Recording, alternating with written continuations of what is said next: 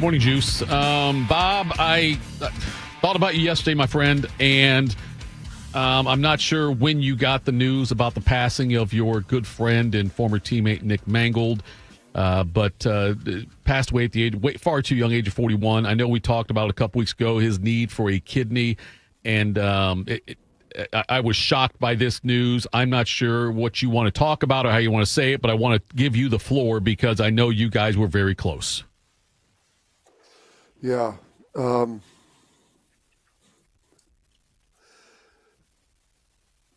It was a really long day yesterday, and it's going to be a long and hard week. And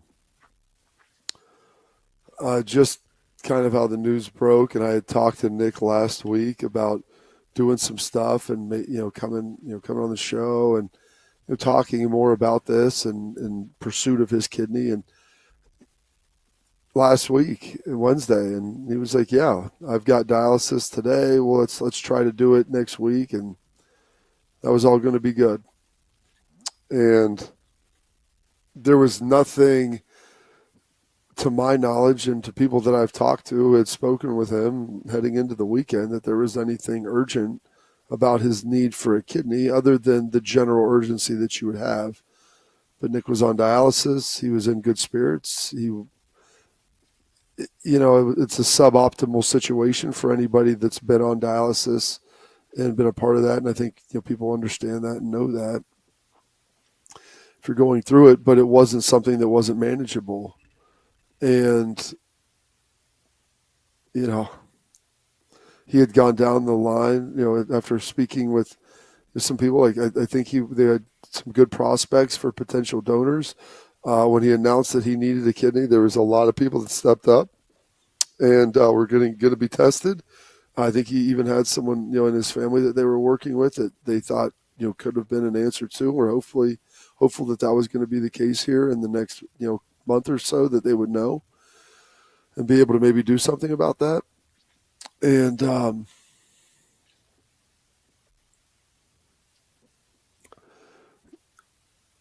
watching my wife get a call and seeing the emotion on her face as we were walking out of church yesterday. And I was getting ready to go home, and we had a bunch of stuff on the schedule, and I had to get home and get packed to fly down here to Orlando to do the Touchdown Club and speak here. And my first inclination was I thought something had happened to one of our parents. And then she tells me that Nick had passed away. And I was like, "Nick who?" That wasn't even a thought in my mind. And there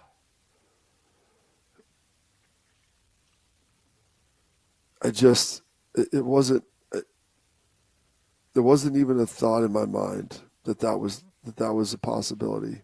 And I guess it goes to think that you wish you just had more time, and you thought you had more time, and understanding that the heartbreak that his wife and kids are going to be going through, and everything that they're going to be experiencing over the next coming week, and then leading into months and years of them growing up without their father, is it's a sobering prospect. And talking with some of my teammates yesterday, and trying to figure out how we're going to, what the funeral arrangements are going to be and what that's going to look like, and not even understanding how that's getting planned with all of this. And I can't even imagine trying to go through that with what that looks like. But I watched Grown Ups with my kids on Thursday night, and Caleb, my youngest son, loves Adam Sandler and Farley and that early 90s SNL crew. So he was really excited to share that with me and wanted me to watch it. I'd never seen it before. And I was watching it, and then I started thinking on Sunday after seeing that. And those movies I always enjoy. They're nostalgic, and it's fun for me to explain to my son. He's like, "These guys do all these movies together." I'm like, "Because they're friends. And they're talented, but they're friends, and this is what they like to do." and hopefully they can bring some enjoyment and entertainment to other people. And it's also just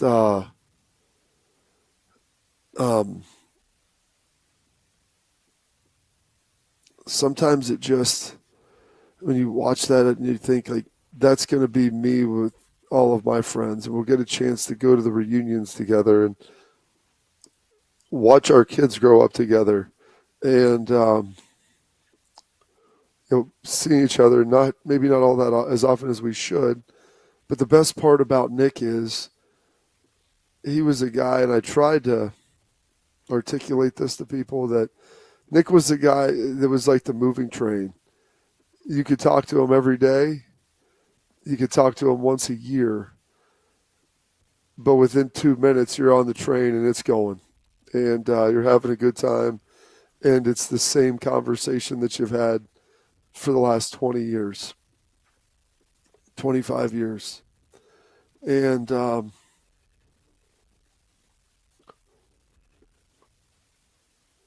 going to miss my friend. And it's really tough to say that and to talk to our former coaches yesterday and to talk to them about this and try to talk, let your other friends and people know about it. All of it is hard. And then to be flying and doing this was even worse, because people probably thought I was a lunatic on the plane. So it's just what was going through my head and trying to understand and realize what was going on and to process a lot of that emotionally. And the good news was I thought I had no more tears left in me by the evening, and so I could sit back and watch a football game and relax. It was great to watch the Jets get their first win. And ran the ball well, Bob. That was, I thought about that. It wasn't lost on me that they had their best running game of the year. They ran the ball well, and it happened in Cincinnati, which is an hour away from where Nick grew up. Right. And I'm like that. And to hear Aaron Glenn address it and talk about it, and he said he was never coached him, but he was in the organization when he was there. And Aaron was playing. His last year was our first year in the league. And, so knowing him and knowing what he was about. But, like, Nick was a hugger, man. He was a great guy. He's someone that always made you feel warm and welcome. And just talking to the coaches and everybody and trying to process all of that. And then last night, our friend Albert Breer reached out to me. He's like, "Hey, would you want to write a couple of paragraphs about Nick?" Knowing you, it's not a couple of paragraphs. Well, I was like, I don't even know what to say. Like, I was talking to my wife. I don't even know where to begin, and to try to do this justice. And I was doing that during the second half of the game last night, and just trying to.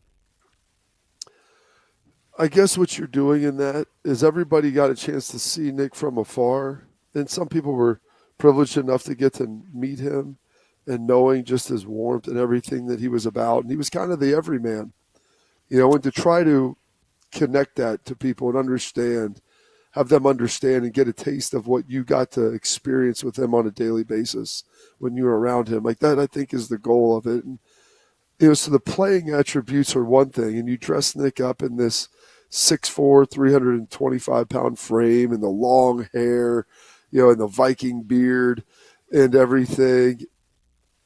And then you have a guy that was a hugger, that was, like a teddy bear, who was incredibly smart, quick-witted. I always, he was the bartender from Piano Man. He's quick with a joke or to light up your smoke. He was a guy that always had a conversation about anything. He was incredibly smart and so funny. And it was awesome. Just as you get older, you don't get to see people as much. But any time that I went to New York and New Jersey, I would always shoot a text out to Nick. And it was, "Hey, buddy, in town. If you're around, let's hang out." Whether that's dinner, whether that's drinks, whatever that may be. But I would love to see you. And generally, it's like, well, sometimes he had kids stuff or whatever. But generally, he was always there. And we'd go out and have a great night together. And they'd be like, "Great time, Bob. Give me a hug," and you just turn around and walk off. And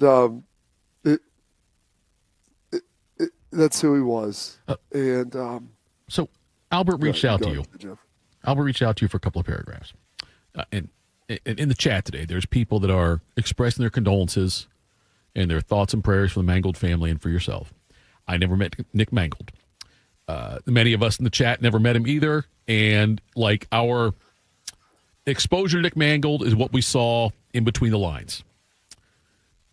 I'm curious if you feel a responsibility to be that go-between, to let, you're telling right now, you're talking about Nick and what a man he was and all that stuff. I got to believe, Bobby, and I'm not saying it's a burden for you, but like for a lot of the people here on the radio station, and like when you mentioned Breer and all of that, and the fans here in the chat and all these people, like you're our connection to Nick Mangold, and I appreciate your sharing these personal thoughts about him, but like I feel like that's an important role you play. I don't know if you sense it or not, if you feel it, or if it's responsibility is the wrong word, and a burden's the wrong word. But do you feel like it's probably almost a privilege for you, right?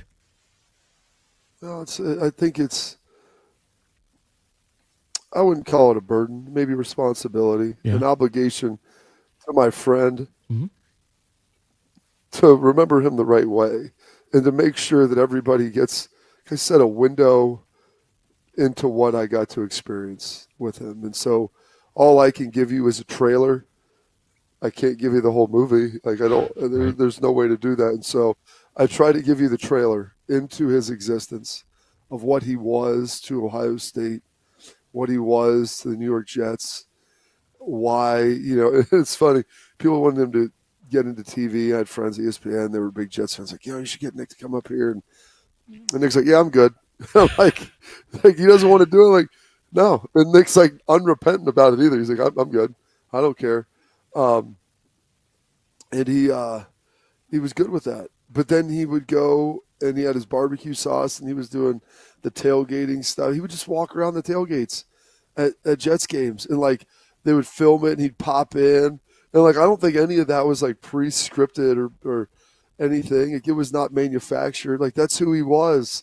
And I saw this clip by the Post, Instagram post by the New York Post today. It was like Nick Mangold in pictures.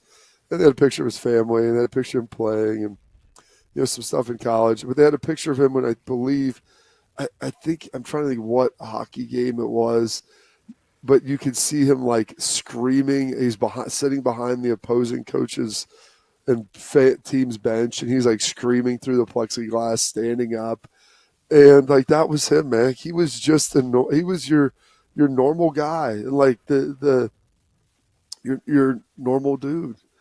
And he was the everyman. A kid, he married his high school sweetheart from Kettering Alter, or Jonathan Alter. He lived in Centerville. He played football with AJ growing up. His wife, girlfriend at the time, Jenny, she goes to Ohio University. He goes to Ohio State. And,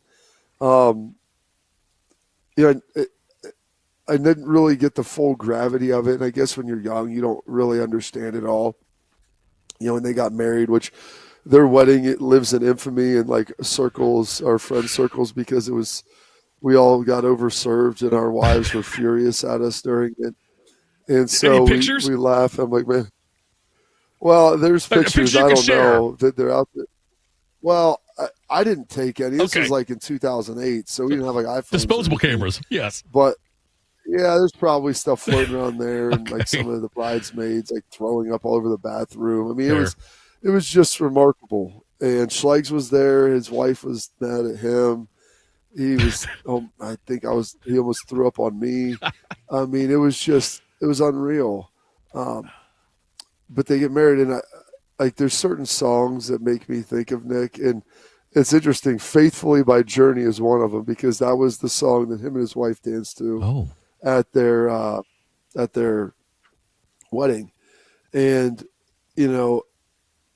I never really probably listened to the words of it that closely, because we would all make fun of each other of who picked the corniest song to dance to. And really it's more your wife's picking it than you anyway. And his, like, come on, man. Like, we love Journey and Faithfully.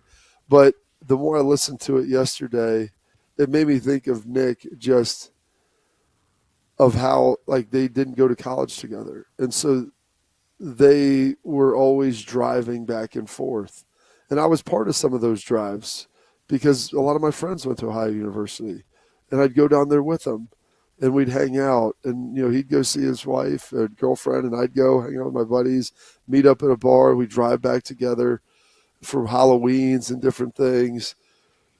And just, that was always it. And listening to the lyrics of it yesterday, I was like, that was his college. And that was his college with his wife. And there are 4 children now together, and some of the trouble that we got into together. And I don't know, there's probably statute of limitations on this. And it's funny. People would always ask. Don't vacate wins. Don't vacate wins. There's no win vacation going on. But, there was one time we went down to Ohio University, and we went down for Halloween. And I don't know if Nick had never been down there before, but I went in high school because we were in Lancaster. So a lot of people would go down, see your friends, and hang out. And then I knew, like, traffic getting out of Athens after Halloween is like Ohio State game day, immediately post-traffic, like post-game. And so I would always get up and, like, dude, I'm out of there by 10 because we would have meetings the next day. And I remember I'm like, hey, Nick, dude, I'm getting out of here. Like, you ready to go? He's like, I'm good, bro. Jenny and I are going to hang out a little bit. I'm like, we got to be back by like 2 or something or 1. He's like, no, we're going to get brunch and then get out of there. I remember getting there. Like, I pull in, whatever, I work out. And AJ's like, where's Nick? I'm like, he said he was going to hang out with Jenny. She was going to drive him back, and it was going to be good. And I remember sitting there and, like, we're getting close to the start of the meeting. No Nick. And I'm like, oh, gosh. And I was like, hey, Bowles. He's like, Alicia, Nick called. We talked. There's a lot of traffic. There's some wrecks. And I was like, damn it, Nick, I told you to get out of here. But he wanted to hang out with his girlfriend, who later became his wife. And sitting there, like, people were looking. And we were, I think, we were old enough that we were starting. So at least sophomores, maybe juniors. And I think we were sophomores. Yeah, we wouldn't have been juniors. Actually, we were juniors, I think, at this time. The previous year, there was something else that happened. But, him being late to that meeting because he wanted to spend some time, and, like, Tress not happy, and him having to, like, get up and run and do some different stuff and things like that. But that was – it was him. I'm like, I'm good, buddy. I'm like, all right, Nick. Like, I'm going to – that was my friend warning right now, telling you this might not be a good idea. But, you're going to do what you want to do, and you're a grown man. But just being a part of those, and the way that it worked out with those two, and then him going to New York, getting drafted there, having Brett Favre, he had, who was their quarterback at first, from Marshall Pennington, and then they ended up bringing in Favre, and then ironically with I was texting Sanchez yesterday, and I'm like.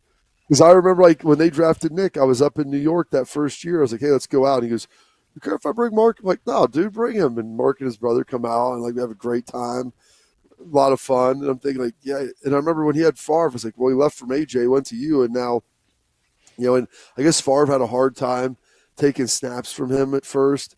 And so they fumbled a lot of snaps, and guys told us that Eric Mangini was their head coach, put together a montage of them fumbling all the snaps, and then underlaid it to Hit Me Baby One More Time by Britney Spears. And it's them, like, fumbling snaps and then having to run around the field, like all of this during training camp. And, I'm like, dude, and it was surreal because we grew up watching Brett. And then now to see Nick, who was a 7-time Pro Bowler, 2-time first-team All-Pro, second-team All-Pro, who,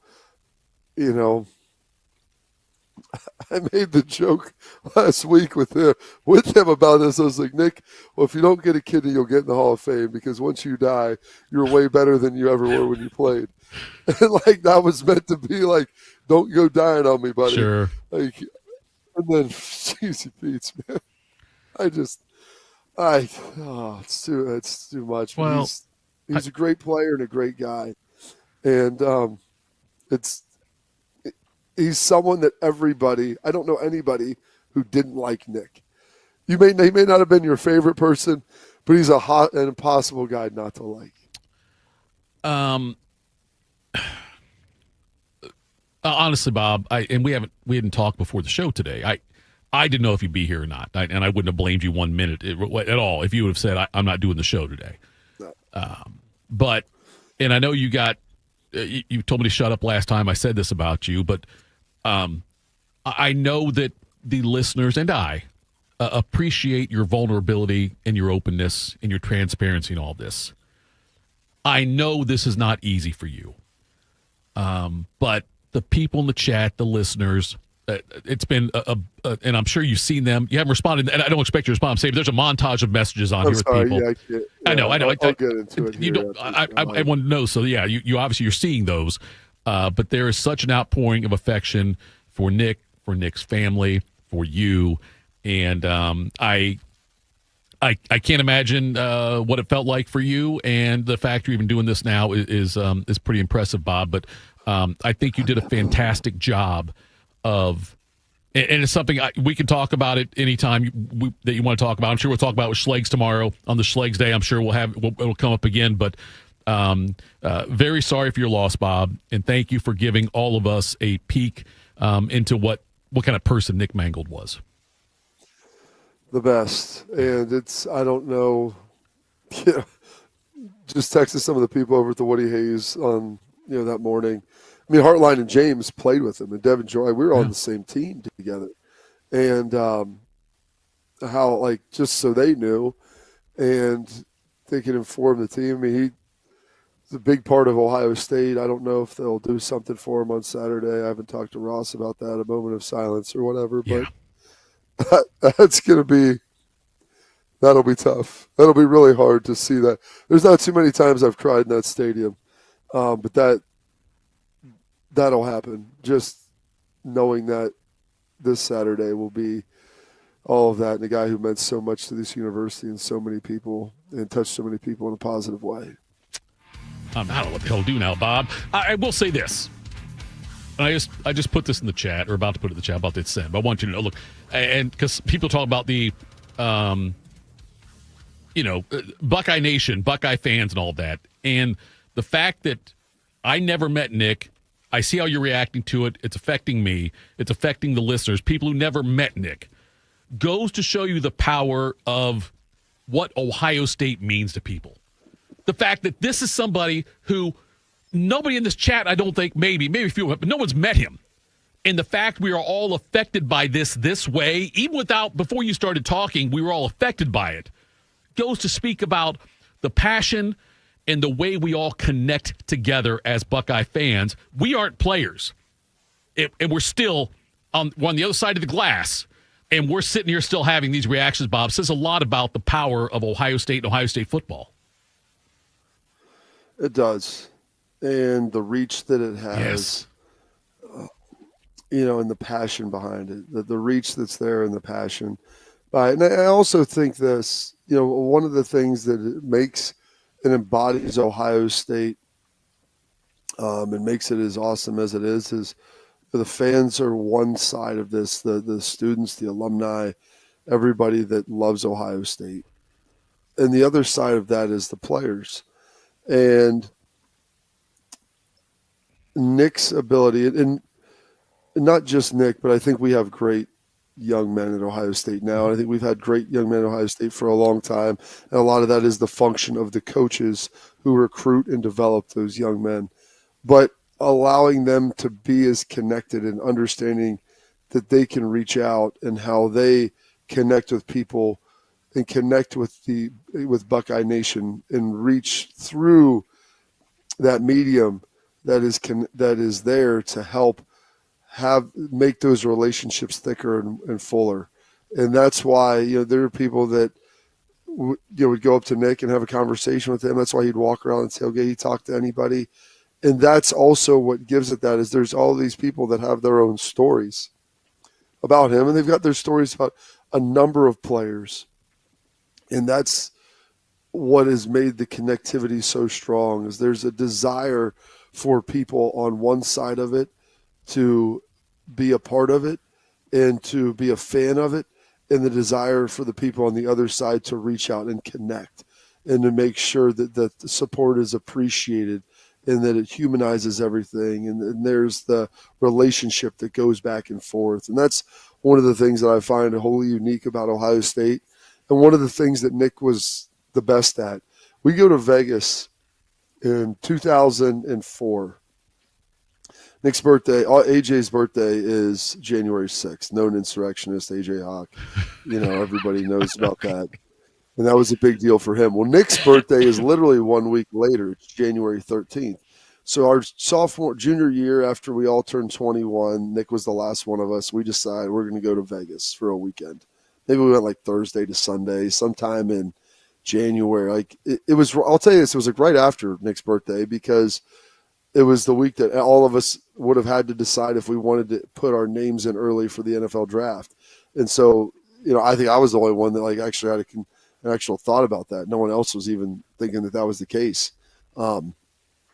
But we don't have any money. Dude, I brought like $600 there, hoping that I would leave with more. I left with none, and I was like worried about how I was going to eat for the next 2 weeks, 3 weeks, because that was like some of my money that I brought it all just in case, and then I ended up losing it all just in case, and I had to like go home to get food from my parents' house to be able to eat for like the next 2 weeks. But so we're and by the way, like we're at these clubs, like we don't have any money, we can't get in there, and there's one bar we're going to get into. I forget where it was. We're standing in line like everybody else. Like we're nobody special, except we're big dudes with long hair. And Charles Bentley comes walking by, and he was like, "Hey, Buckeyes," like whatever. He's like, "Come on." Like we start talking. He's like, "Come on with me." And so he's like, goes to the front line. He goes, "Listen, don't be pulling out your Buckeye ID. That ain't going to get you up to the top." He's like, "That ain't doing anything for you here," like jokingly. So he takes us out, and we hang out, and he bought his drinks, and we hung out that night. So that was one night. And then the next night, because everybody else was just hanging out, Nick and I were like, "Hey, let's go do something fun." And then so the next night, I think, we go to some other place.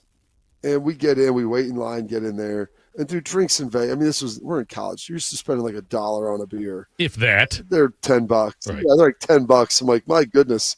I mean, I know we drank a lot before we came here to make sure that we were in a good place financially and hydration-wise. But then we waited in line, burned all that off.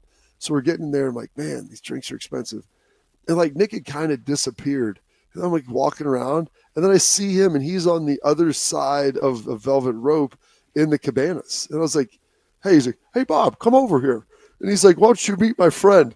And he's like, "Hey, this is the guy I was telling." He starts talking, and I was like, "Hey, who are these people, Nick?" And he's like, "Oh, this these guys play Major League Baseball for wherever." And they're like, they're done. Like, "And how did you start?" He's like, "I just started talking to them. Next thing you know, we got to talk my way in here. And next thing you know, we're pouring drinks out of their cooler right there in the middle." And I was like, "This is great. How did you finagle this?" Somehow you talked your way back in there, talked to these guys. And next thing you know, there's like 8 seats in there, and we're occupying 2 of them. And like 2 of their buddies are standing up. Like it was unreal. But he just had a way with people and an ability to connect and go up to anybody and just start talking to them, find some commonality because he was so smart, and relate to them. And next thing you know, they're like best friends. And Nick's feeling so emboldened that he can even ask him for favors. Like it's truly amazing. That's an amazing trait, Bob. Like that underrated trait It is being able to do something like that. Like it'll endear you to especially people when you don't have any money. Even in Vegas, nonetheless. Like in Vegas, everyone's a showman, but to be able to stand out that way and do that in Vegas is even more impressive. But the fact, if you could do that in life, that it'll open doors for you that won't be open for anybody else. It was a superpower, man. Yeah. It was like that's what you go talk to guys, and we play people and like guys that play with the Jets, and I'd always ask him, "Oh, my boy Nick, like Nick's the best," like, and you'd have conversations. They start telling you their stories about him and just how great it was and everything, and that was the best part of him. Rivers Middle Half says your Nick voice has him laughing. I guess I don't remember hearing much of Nick's voice now that I'm thinking about it. It's funny because we always used to say that Jim Bowman had kind of like a a British. He kind of talked like Sean Connery, and he's like, "Hey, Bob, like, how you doing?" It had kind of like a deeper, but there was a British, like almost a British accent to it. And then Nick, we kind of absorbed some of that. He's like, "Hey, it's the big guy," and like coming on up, and he always give you a hug. But that was just him. I don't know. It's probably a terrible impersonation, but it's all I got. That's okay. You got to work on your Corso, too, because I know that we've got the, like I say, Kathy in the chat wanted you to work on that one as well.